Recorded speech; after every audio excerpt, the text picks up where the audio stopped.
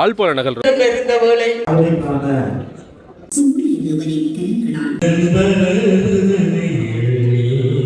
போராளிகள் நலன்புரி சங்கம் மிக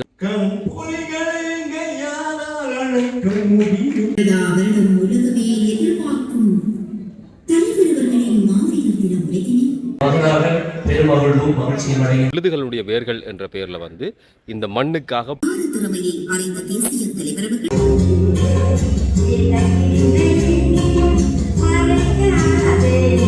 சுகுமாரண்ண பார்வதி அம்மா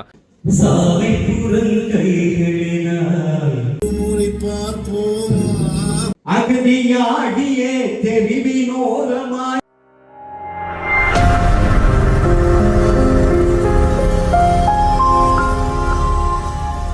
யாழ்ப்பாண நகர் இருக்கக்கூடிய ஒரு விருந்தினர் விடுதியில் இருக்கிறோம். இன்றைய நாளில் வந்து போராளிகள் நலன்புரி சங்கம் மிக முக்கியமான ஒரு நிகழ்வை நடத்துகிறார்கள். அவர்களுடைய மாநாடு என்றதுக்கு அப்பால வந்து விழுதுகளுடைய வேர்கள் என்ற பெயரில் வந்து இந்த மண்ணுக்காக பல்வேறுபட்ட தளங்களில் தங்களுடைய பங்களிப்பை செய்யக்கூடிய நிறைய பேரை இந்த இடத்துல கூப்பிட்டு இன்றைய நாளில் கௌரவிக்க போயினோம். அந்த விஷயம் கலை நிகழ்வுகள் அந்த காலத்தில் பேர் சொல்லக்கூடிய சாந்தன இப்போ இல்லை, ஆனால் அவருக்குரிய கௌரவிப்பு இருக்குது. சுகுமாரண்ண பார்வதி அம்மா இப்படி நிறைய பேர் நிரோயண்ண, அதே மாதிரி தான் கலைஞர்கள் கலைத்துறை சார்ந்த குடிகள் இப்படி பல்வேறுபட்ட விருதுகள் எல்லா துறைக்குமான விருதுகள் ஒரு கொண்டாட்டமான விஷயம்.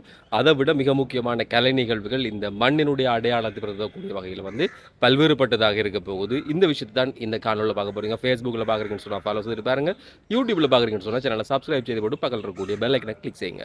சமகால அரசியலும் போராளிகளுடைய வகைப்பாகமும் என்ற தலைப்பில் தான் இந்த மாநாடு இடம்பெற்று, அது மாத்திரமல்ல வரலாற்றின் வேர்கள் என்ற விருதுகள் வழங்கப்பட்டிருந்தது. ஏராளமான இந்த மண்ணுக்காக பணியாற்றக்கூடிய கலைஞர்கள் மண்டபம் நிறைந்த மக்களோடு இந்த நிகழ்வு இடம்பெற்றிருக்கிறது. அது மாத்திரமல்ல, இந்த நிகழ்வு நடைபெறக்கூடிய நேரம் பூபதி அம்மா அவர்கள் உண்ணா நோன்பிருந்து தன் உயிரை கொடுத்திருக்கக்கூடிய அவருடைய நினைவேந்தல் நிகழ்கிறது. 38வது வருடமாக இதற்காக வந்து 38 சிட்டிகளில் வந்து விளக்கேற்றி அவருக்கான அஞ்சலி நிகழ்வுகள் இடம்பெற்றிருந்தது. அதைவிட பலருக்கான கற்றல் உபகரணங்கள் உள்ளிட்ட விஷயங்கள் இதிலே வழங்கப்பட்டிருந்தது. மிக முக்கியமான விடயம் தான் யாழ்ப்பாணத்தில் கிட்டு பூங்கா இருந்தது. அந்த கிட்டு பூங்கா வந்து மாநகர சபையினுடைய ஆளுகைக்கு உட்பட்டிருக்கிறது. அவர்களுக்கும் அந்த கிட்டு பூங்கா எப்படி இருந்ததுன்னு சொல்லி புகைப்படம், அதே மாதிரி அந்த கிட்டு பூங்கா நடுறதுக்கான கன்றுகள் மரங்கள் கூட வழங்கப்பட்டிருந்தது என்பதுதான் இந்த நாளினுடைய முக்கியமான விடயமாக இருக்கிறது.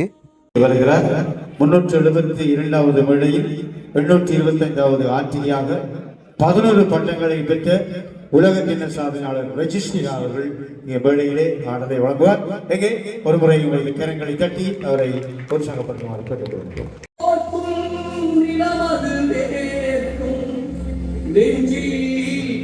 நெருப்பினை மூட்டிடும்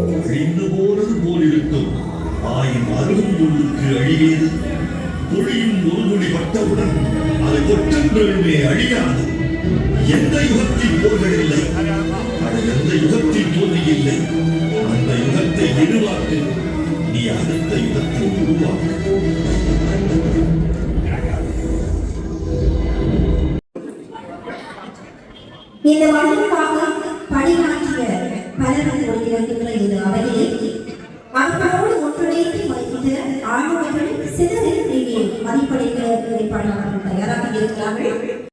உரியவராக மண்ணிலிருந்து மறைந்த ஆளுமையில் ஒருவரான பண்டிதருவி பரந்தாமதியா அவர்கள் ஞாபகார்த்தமான விருது வழங்கப்பட இருக்கிறது. இந்த விருதை பெற்றுக்கொள்வதற்காக முல்லை பரமேஸ்வரன் அவர்களை அன்போடு மேடை அடைகின்றோம்.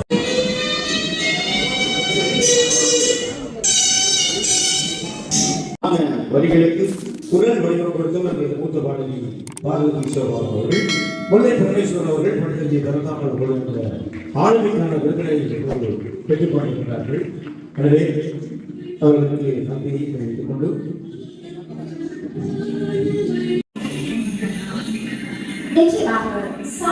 அவர்களது ஆளுமையின் விருதாக இன்று கோகுலை இந்த மண்ணினை படைத்துக் கொண்டிருக்கிற சாதனைகள், அவரது குடும்பத்தினர் படைத்துக் கொண்டிருக்கிற சாதனைகள் ஏராளமாக இருக்கிறது. தெரியாதவர்கள் இருக்கவே மாட்டார்கள். சாந்தம் பாட்டை கேட்டாலே சேதமெடுத்த உடலும் உயிர் விளம்பிலிருந்து ஆரம்பித்தார். வீட்டு முகவரி அல்ல, விடுதலை பாட்டிற்கு முகவரி தந்தவர் எங்கள் பாடகர் S.G. சாந்தன் என்றால் மிகையாகார்.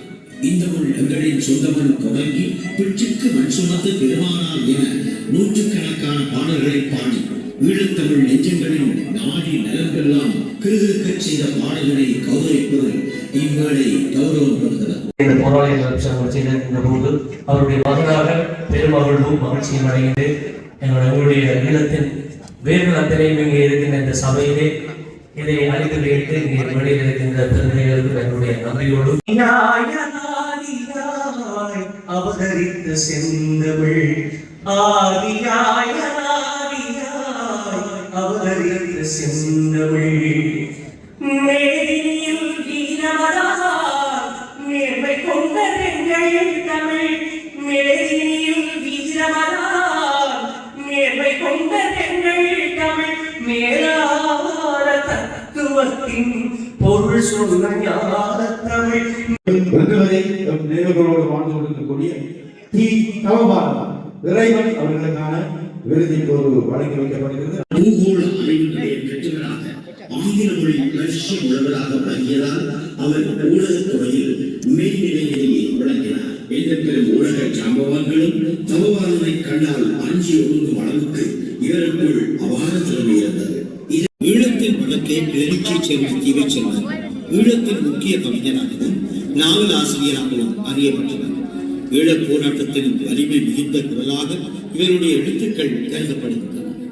ஈழத்தின் 4ஆம் கட்டத்தில் இடம்பெற்ற போர் பற்றிய முக்கியமான கவிதைகளை எழுதியபோது தொடர்ந்து ஈழ நிலத்தின் வாழ்வை தன் எழுத்துக்களில் பதிவு செய்து வருகிறார். கிளிநொச்சி மத்திய கல்லூரியில் படிப்பை நிறைவு செய்த இவர் யாழ்ப்பாண பல்கலைக்கழகத்தில் தமிழ் சிறப்பு பட்டம் பெற்றவர்.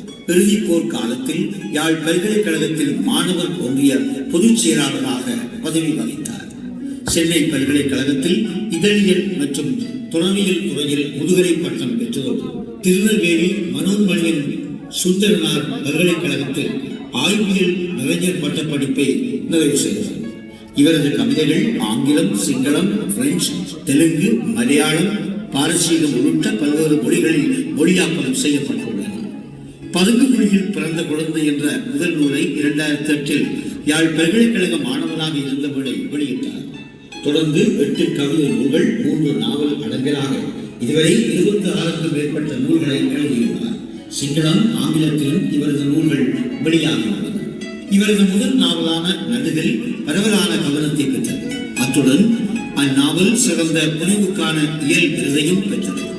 சிங்களத்திலும் இந்த நாவல் மொழிபெயர்க்கப்பட்டுள்ளது. இவரது 2வது நாவலான பயங்கரவாதி தமிழ்நாடு அரசின் சிறந்த நாவல் நூலுக்கான பரிசை பெற்றது. ஈழம் குறித்த திரைப்படங்களிலும் இவர் பணியாற்றியுள்ளார். இயக்குனர் ரஞ்சித் யோசப் இயக்கிய ஊழி மற்றும் சினங்கோள் ஆகிய திரைப்படங்களில் வசனகர்த்தாவாகவும் பாடல் ஆசிரியராகவும் பணியாற்றியதோடு சிறிய கதாபாத்திரத்தில் நடித்து உள்ளார். இவரது நாவல்கள் சிலவும் படமாக்கப்பட்டுள்ளதாகவும் அறிவிக்கப்பட்டுள்ளது. எனவே ஆளுமை மிக்க இந்த பன்முக கலைஞனை வரலாற்றின் வேர்கள் என்கின்ற மகுடம் சூடி மதிப்பளிப்பதில் நாமும் பேருவகை அடைகின்றோம்.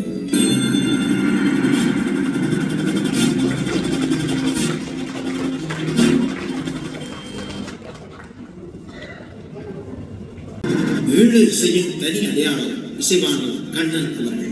இசை உலகின் ராஜ கிரீடமாய் தன் இனிய இசையால் கேட்பவர் மனங்களை கட்டி போடவல்ல இசை தேவனாய் இன்றளவும் விளங்கும் இசைவேரை இசைவாணர் கண்ணன் அவர்களை மதிப்பளிப்பதில் இந்த மேடை மதிப்பு பெறுகிறார். கண்ணன் கோஷ்டி என ஒரு காலத்தில் ஊரெல்லாம் பெயர் பெற்றவர்தான் திரு கண்ணன் அவர்கள். இன்று வரை நாம் வாய்களில் முணுமுணுக்கும் பல 100 தாயக பாடல்களுக்கும் ஆதார சொல்லியாய் விளங்கும் திரு கண்ணன் அவர்களின் பாதம் தொழுதல் தகும். அந்த அளவுக்கு இசைப்பணி செய்த ஒப்பில்லா கலைஞர்கள்.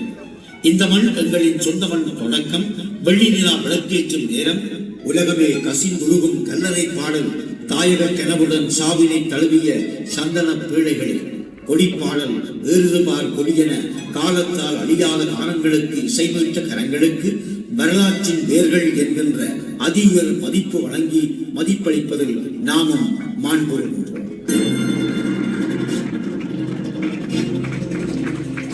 ஈழ இசை உலகில் மறக்கப்பட முடியாத ஒரு நாமம் அருணா.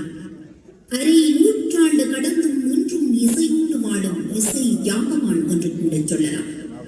வேண்டுமானால் இதுவரை இசை நிகழ்ச்சிகளே நடைபெறாத கோவில்கள் இருக்கலாம். ஆனால் அருணா இசைக்குழுவின் இசை நிகழ்ச்சி நடைபெறாத கோவில்கள் இருக்கவே முடியாது. அந்த அளவிற்கு இசை சாம்ராஜ்யத்தையே கட்டியாண்ட மாபெரும் கலைஞர் தான் அருணா. ஸ்ரீமா ஆட்சி பெற்ற மகள், ரத்தத்திலே சிவந்த மண்ணி, மானம் ஒன்றே வாழ்வென கூறி மண்ணில் நடந்தான் மாவீரன் என பட்டி தொட்டி எங்கும் அதிர்ந்த பாடல்களுக்கு இசையமைத்த பெருமைக்குரியவர் அருணா என்றால் மிகையில்லை. இவரின் அபார திறமையை அறிந்த தேசிய தலைவர் அவர்கள் பல தடவைகள் இவருக்கு அதி உயர் கௌரவம் வழங்கி மதிப்பளித்திருந்தார் என்பதும் சிறப்பு. இன்று வரை பேசப்படும் வரலாற்று சிறப்புமிக்க தமிழோசை திரைப்படத்திற்கு இசையமைத்த பெருமையும் இவரையே சார். எந்தவித ஆர்ப்பாட்டமும் ஒன்று இருக்கும் உச்சம் தொட்டு ஒரு மாபெரும் கலைஞர் அருணா அவர்களுக்கு வரலாற்றின் வேர்கள் என்கின்ற கீர்த்தி சுடி மதிப்பளிப்பது நாமும் தலைநிமிர்ந்து கொள்கின்றோம்.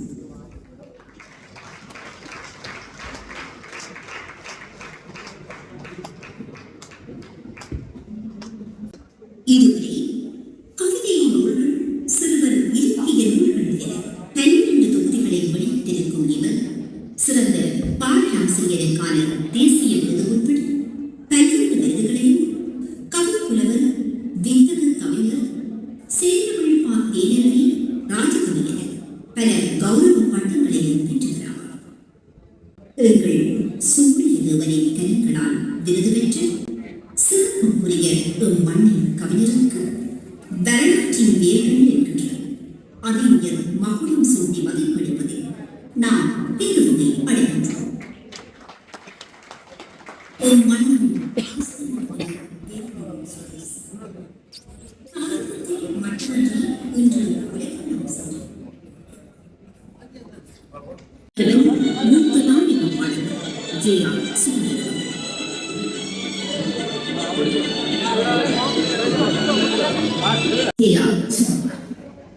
தாயகத்தில் மட்டுமன்றி உலகெல்லாம் சென்று மண்ணின் பெருமைகளில் தன் கம்பீர குரல் ஆற்றலால் பறைசாற்றிய பெருமைக்குரிய பாடகர் இவர்.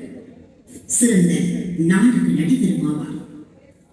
தேசபக்தி, தெய்வபக்தி பாடல்கள் பல நூற்றுக்கணக்கான பாடல்களை பாடி தமிழ் மொழிக்கும் மண்ணுக்கும் பெருமை சேர்த்த மாபெரும் கவிஞராவார். கூவும் குயிலென குரலொலி செந்தமிழ் இளமும் நித்திரையாதவளா என காலத்தை வென்ற கானங்களை பாடிய பாடல்களை மேடை கிடைப்பதில் உருப்புது இருக்கிறது இச்சுவை. எங்கள் சூரிய தேவனின் கரங்களால் விருது பெற்ற அதிசிறப்புக்குரிய மண்ணில் மூத்த பாடகருக்கு வரலாற்றின் வேர்கள் என்கிறது அறிஞர் மகுடம் சூட்டி மதிப்பளிப்பதில் நாம் பெருமை அடைவோம்.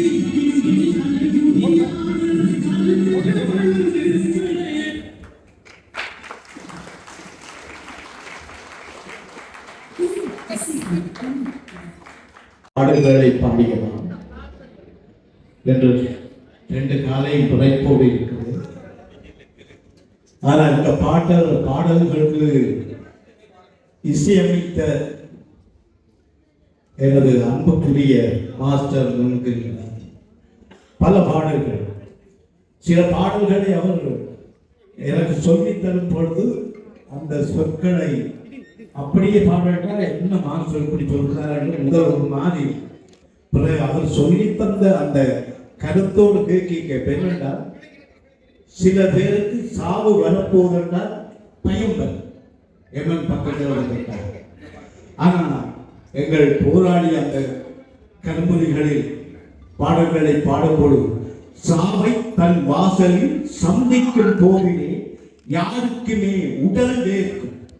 இந்த தேவ புறவிகள் சாவை தொடுகையில் சாவுக்கு தவறாக இப்படி வசனங்கள் என்னுடைய கவிஞர் முகிலேன் அவர்கள் எழுதி எனக்கு சொல்லித் தரும் பொழுது சுமார் இது ஒரு சமைத்து கொடுப்பவர் ரோட்டால போய்கொண்டிருக்கிற அந்த கடற்கரையால வெடி தீரு. அப்போ அவர் சொன்னார், நல்லா கொஞ்சம் தண்ணி அடிப்பார், கல் அடிச்சு போட்டு போயிட்டு வெடி. ஆனா இவர் சமைத்து கொடுத்த அந்த கரும்புலி தெய்வம் தான் போய் வெடித்தார் இவருக்கு தெரியாது. அவர் சொன்னாங்க, பொன்னியில பார்க்கணும், ஆகாயத்தை நூலால் அளக்க முடியும், அந்த ஆழக்கடலுக்கால் அளக்க முடியும், பூலோகத்தை புதிதாய் அளக்க முடியும், கரும்புலிகளை எங்க யாரால் அளக்க முடியும்.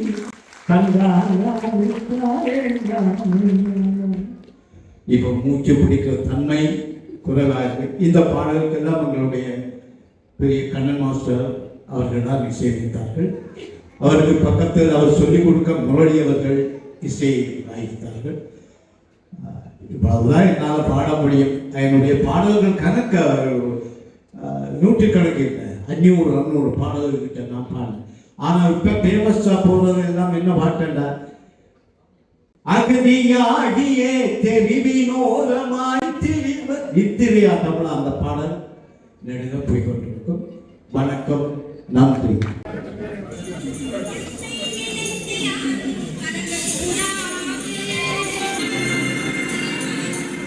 ஐயா புகழ் பெற்ற நாயக பாடல் பார்வதி தன் பெற்ற விளையும் மண்ணுக்காய் கொடுத்த மாமையும் வலிக்குகிறார்.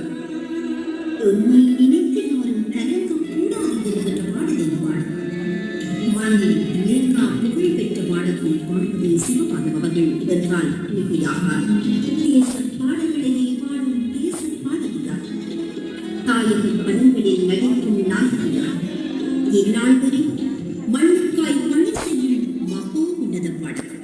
கலைக்காக தன்னை அர்ப்பணித்த பார்வதி அம்மாவின் ஆளுமை அறிந்து இம்மேடை அவரை கௌரவிப்பதில் ஒழித்திருக்கிறார். காலத்தை ஒன்று நினைக்கும் காரியங்களை பாடுகிறார். மண் பெற்ற நற்படும் பாடலுக்கு வரலாற்றின் வேர்கள் ஏற்பட்டு அதிக கௌரவம் வழங்கி மதிப்பளிப்பதில் நான் மகிழ்கிறேன்.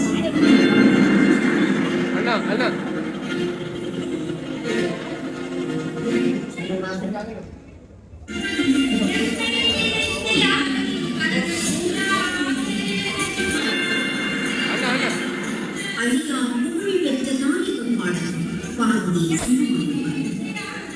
தன் பெற்ற விளையும் மண்ணுக்காய் கொடுத்த மாமையும் வலிக்குகிறார். உண்மையை நினைத்து ஒரு கலை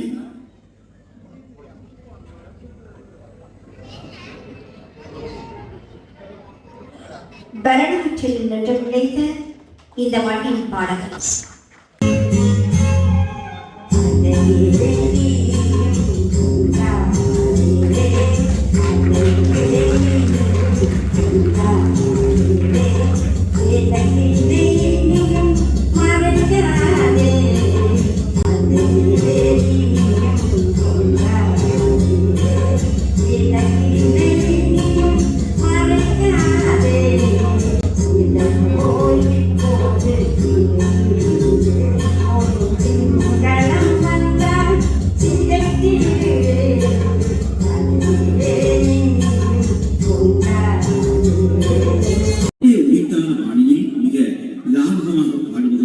மிக வல்ல பாடகர் தான் நிரோஜன் அவர்கள்.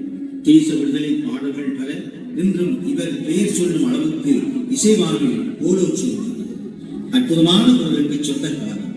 சந்தோஷ உலகங்கள் வந்தாடும் நேரத்தில் செந்தூர பூமலை தூவியது என்ற பாடலை நிரோஜன் பாடும்போது தேகமே சந்தோஷத்தில் நனைந்து விடும். அப்படித்தான் இவர் பாடிய ஒவ்வொரு பாடலும் ஒவ்வொரு ரகம். இவர் பாடுவதே இதம், இவர் குரலோ தரம். நிரோஜன் உமக்கு வரம். மனம் கவர்ந்த பாடகரை வரலாற்றின் வேர்கள் என்கின்ற மகுடம் சூட்டி மதிப்பளிப்பதில் நாமும் மகிழ்கின்றோம்.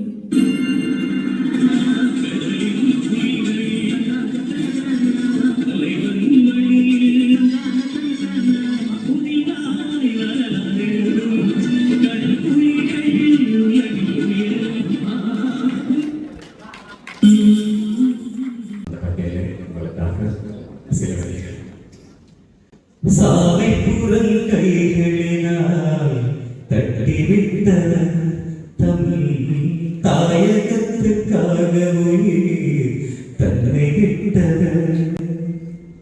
பாடலே நெருதில்லை. என்ன பாடும்போது எல்லா நினைவுகளும் கண்டுக்குள்ள வருது. இன்னொரு நிகழ்வுகளை கண்டிப்பாக நிறைய பாடுவோம்.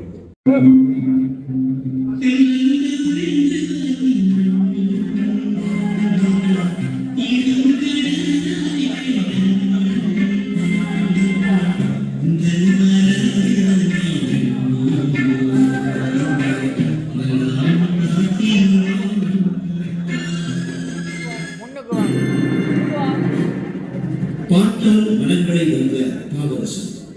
ஒரு காலத்தில் கொடிகட்டி பறந்த வெப்பமர காற்றே முன்னேறி பாய்வதென்ன அம்மா, கடல் என்ற தலையென்றாலும் போன்ற பாடல்களால் மக்கள் மனங்களை வென்ற பாடல்கள் தான் தியாகராஜா என்கிற பாவரசம். மிகச்சிறந்த ஒரு கலைஞர், பாடகர், தேச போருக்கு தன்னை அர்ப்பணித்த வீரர். தேச தலைவரின் பாசத்திற்குரிய பிரபல எழுச்சி பாடகர் தியாகராஜா அவர்களுக்கு வரலாற்றின் வேர்கள் என்கின்ற அதிஉயர் மதிப்பு வழங்குவதில் நாமும் மகிழ்கின்றோம்.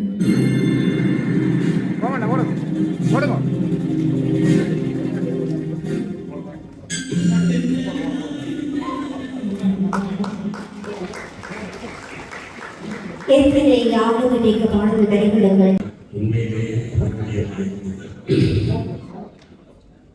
தென்றல் தவழ்ந்து வரும் மண்ணில் தீண்டும் கடலைகள் தண்ணீர் உந்தன் வரவுதனை எண்ணி நாங்கள் உறங்காமல் காத்திருந்தோம் அண்ணா. வேர்கள் வழியில் தோன்றுகிறது. அதுபோல்தான் சில பேர்களையும் பலரும் அறிந்ததில்லை. தாயக பாடல்களை கேட்டு கேட்டு தலையாட்டி மகளும் எவரும் இப்பாடல்களை துல்லியமாய் ஒளிப்பதிவு செய்து வந்த கலைஞரை எண்ணி கைதட்டுவதில்லை. மிக மிக அற்புதமான ஒளிப்பதிவு கலைஞர் மன்னவன் என்றால் மிகையில்லை. நிதர்சனம் தாமேந்திரா கலியகத்தின் உயிர்நாடியாய் இருந்து நூற்றுக்கணக்கான பாடல்கள், நிகழ்ச்சிகள், குறும் நெடும் படங்கள் என அனைத்தையும் தன் கலிவண்ணத்தால் கலிவண்ணமாக்கிய உன்னத ஒலிக்கலை கலைஞனை மதப்படுப்பதில் இம்மேடை பெருமை கொள்கிறது. களப்பணியையும் கலைப்பணியையும் ஒரு சேர ஏற்று அதற்காகவே தன் முதல் அவையங்களின் சென்னல்களுக்கிடையாக பல விழுப்புண்கள் பட்ட உடலும் உறுதி தளராத நின்றளவும் பணி செய்யும் ஒப்பற்ற கலைஞர் இவர். தாயக பெரும் கவிஞர் புதுவை அண்ணாவின் பெரு விருப்புக்குரிய பாராட்டு பெற்றவர்கள். தேசிய தலைவர் அவர்களின் மதிப்பையும் பெற்ற மரகனுமாவார். வருடா வருடம் உலகமே எதிர்பார்க்கும் தலைவர் அவர்களின் மாவீரர் தின உலகினை ஒளிப்பதிவு செய்யும் மாபெரும் பலம் பெற்ற மகோ உன்னத கலைஞர். ஆரம்பத்தில் நான் சொல்லியிருப்பேன், மாநகர சபை ஒரு நல்ல விதமான முயற்சி எடுத்திருக்கிறது. கிட்டு பூங்கா மிக மோசமான அண்மையிலும் ஒரு காணொலி போட்டிருப்பேன். அப்போ நான் சில இடங்களை காட்டியிருப்பேன். அதை புனரமைக்கிற அந்த பணிகளை முன்னெடுக்கிறார்கள். உண்மையில் வரவேற்கக்கூடிய ஒரு பணி தான். அது சீரமைக்கப்படுகிறது, பற்றைகள்லாம் வெட்டப்பட்டு துப்புரவாக்கப்படுகிறது.